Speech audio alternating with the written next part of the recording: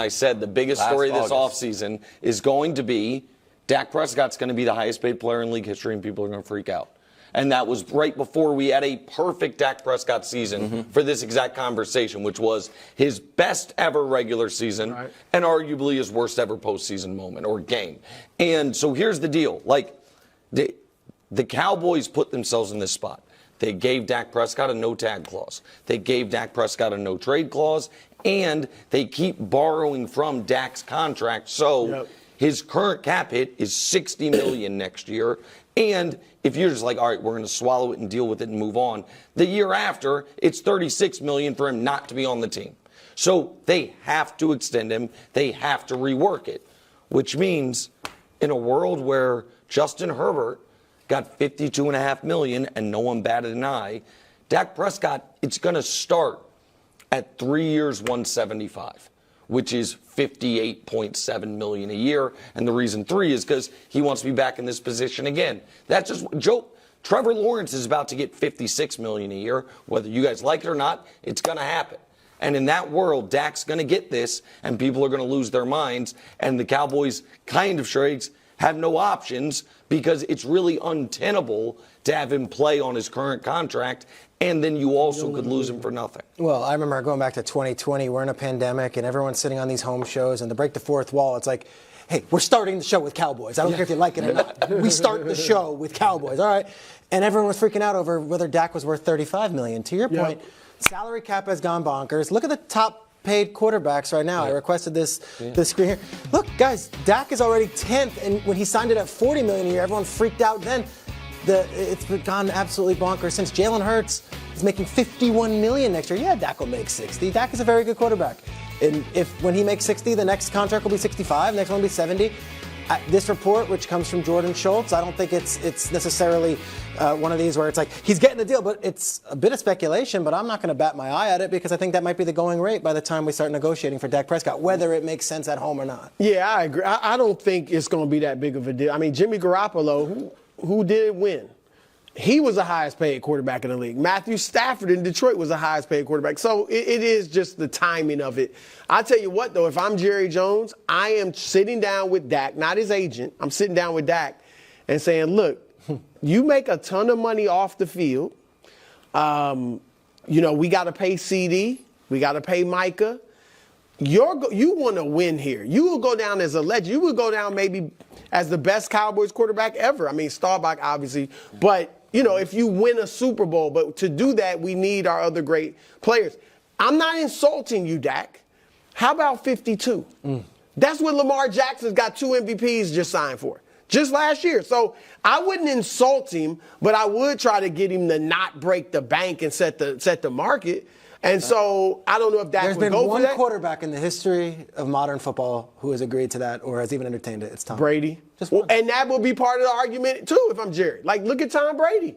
He did it. And so, again, look, Dak's within his rights. I'm not going to kill him if he says, I want as much as I can get. But if I'm Jerry, that's my first step. Let's try. Because Dak knows he didn't deliver last year. He probably in his mind is like, I do have to do it. He hears the teammates chirping, or at least their families. So maybe he would be like, you know what? I get tons of money off the field. Maybe. I just try it. I'm not saying he would do it. When Mangini is on, he always talks about sort of like holistic view of what goes into a player's performance, which is not only the X's and O's, but also kind of the soft factors like media pressure and contract pressure he talks about a lot. It's one of the reasons he thought Jalen Hurts kind of regressed, that there was a large burden to be like, oh, man, I got this big contract, I need to go.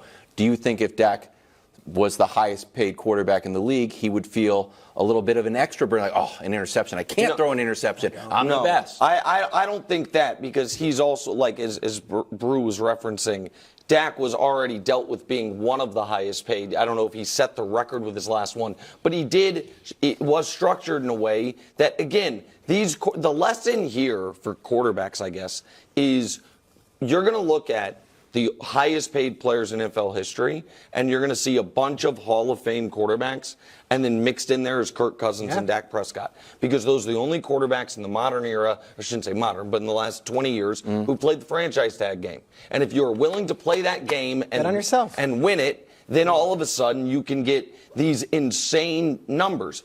If I'm Dallas, I am trying to. My concern is this: if I'm Dallas, and we've talked about it a lot, we have seen that we just saw the biggest cap hit in the league win Super Bowl. We have seen very expensive, great quarterbacks win Super Bowls. We have seen mid-level quarterbacks win Super Bowls. We have seen young quarterbacks win Super Bowls. The one thing we haven't seen is what the Cowboys will be trying to do with Dak.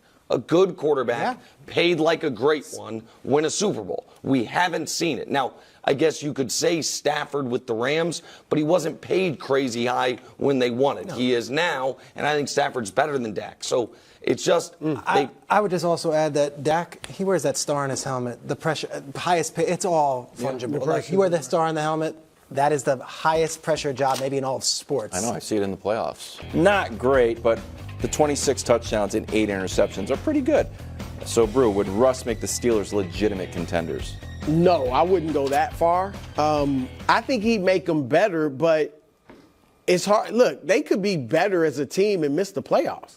I mean, they made the playoffs last year with 3 quarterbacks combining for 13 touchdowns and 9 picks. Russ doubled the touchdowns, didn't have as many interceptions last year. So I think they would be better, but when I look at that division, who's not making it? Like, if we think Baltimore and Cincinnati are in, and Cleveland is not going anywhere, they should be better with Deshaun. And then you're not getting 4, probably not even 3 teams in that division. So, but then again, how do you count out Mike Tomlin? So I like Russ there, but I don't know that it certainly doesn't make him a contender. I don't know how the Vegas lines work. I don't know what's the connection because Arthur Smith's the new offensive coordinator. He's never worked with Russ. Tomlin's never worked with Russ. Are we just throwing darts now? Because to me, it's Pickett was a first-round pick. Mason Rudolph took him to the playoffs. We've heard rumors that Tomlin really likes Justin Fields. Like, where do we get the Russell Wilson piece? I actually had the opportunity to speak to Russ last week at Super Bowl. The commissioner had a gathering, and I got invited. I got to go, and Russell's there, and Brady's there, and Peyton Manning's there.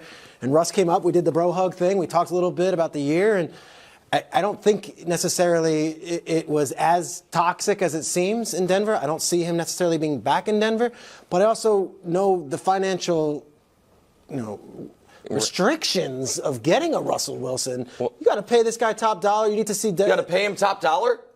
Do you really? Well, if they cut him, if they cut him, then you can get him and you got to pay him. But I think they're not going to just cut him. I think they're going to look for some trade partner. What is your feeling? No, I'm not hearing. I'm just watching. Like I don't have the one of the things. Listen, Broncos aren't going to give him away just for nothing. Like if they can get, so they're not just going to cut him and let him. They might, but if there's a trade partner, you better believe. Sure, they'll try to get if there's a trade, I just don't think there's going to be. So here is my answer: is no, he would not make them legit contenders. There's not a team in the league that is a Russell Wilson away from being legit contenders. Yeah.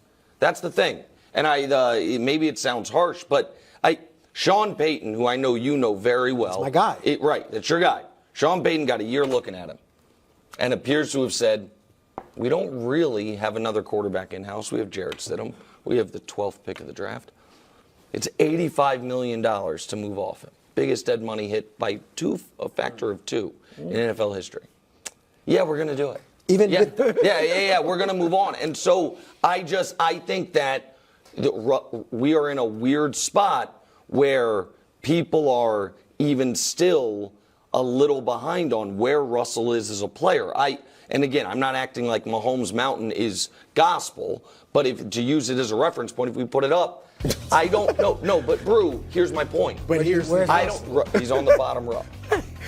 Is there a guy above him that you confidently say, oh, Russ is better than that guy? You don't. There's 19 people above him.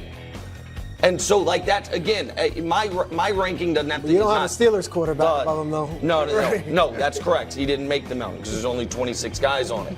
But you understand what I'm saying? I think the hope is that he plays as efficiently as he did last year with more yardage.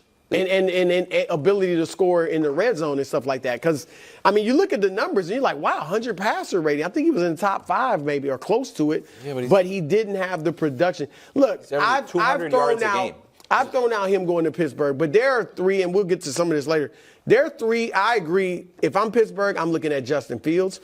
And if they're available, I'm looking at Kirk Cousins and Baker Mayfield before I look at Russ. Now, I don't know if they could get any of those guys, but I would look at them before Russ, and I think they would make them I'll better. say this. Remember last year they had that blow up on the Saturday night game. They're playing Detroit, and it's Peyton and Russ. It's like, all right, well, that's over. And obviously, I think a lot of that is, and this doesn't come directly from Sean, but Russ does like to freestyle a little bit. And it's the same stuff we were talking about Jimmy Garoppolo and Kyle Shanahan. And when you got an offensive coach like Sean Payton, who's so dialed in, is like, run the play, do the play, because I know the play's going to work. That's what I do. That's what I like. And when Russ is like, well, I'm going to kind of do my thing. So find me a team. Okay, but I don't necessarily think that they, put him on Pittsburgh and you're getting 2015 version of Russ. No, suddenly that's winning my the Super point. Bowl. We talked about this the other day, Wilds. There are so many teams that are either drafting a quarterback in the first round or just drafted a quarterback and still want to give that going guy to his third year. Fiscally makes a lot of sense. So maybe Pickett, but like a lot of people think maybe Tennessee needs a quarterback. They don't. They love Will Levis. Yeah. The point is, there are not that many open quarterback jobs, and I just don't know. I don't know that Russell Wilson is a guaranteed starter next year. I just don't. And I certainly don't think he's a guy that is going to take an average team and bring him over the top. Thanks for watching. Subscribe here to get more from the show and to check out clips from other shows on FS1.